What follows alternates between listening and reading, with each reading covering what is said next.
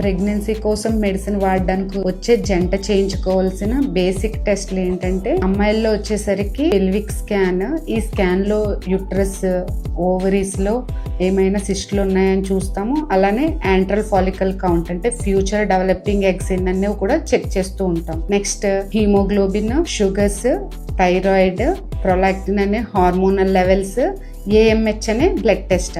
ఈ ఏఎంహెచ్ అనే blood test ovary యొక్క రిజర్వ్ ని ఇన్ఫర్మేషన్ అనేది ఇస్తుంది. నెక్స్ట్ అబ్బాయిల్లో వచ్చే చాలా ఇంపార్టెంట్ టెస్ట్ సెమెన్ అనాలిసిస్. ఈ సెమెన్ అనాలిసిస్ లో మనము స్పర్మ్ అంటే శుక్ర కణాల యొక్క కౌంట్, కదలిక, మార్ఫాలజీ ఇవన్నీ చూస్తూ ఉంటాం. నెక్స్ట్ అమ్మాయిల్లో వచ్చేసరికి ట్యూబ్ టెస్ట్. అంటే ఫెలోపియన్ ట్యూబ్ లోనే పిండం అనేది తయారవుతూ ఉంటుంది.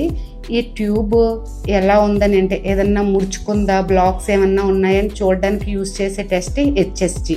మినిమం ఈ టెస్ట్లు అయితే మాత్రం ఇన్ఫర్టైల్ కపుల్ కి చేయించుకోవాల్సిన అవసరం ఉంటుంది. మరిన్ని ఇన్ఫర్మేషనల్ వీడియోస్ కోసం Sri Vijayalakshmi hospital insta page follow అవ్వండి. Thank you.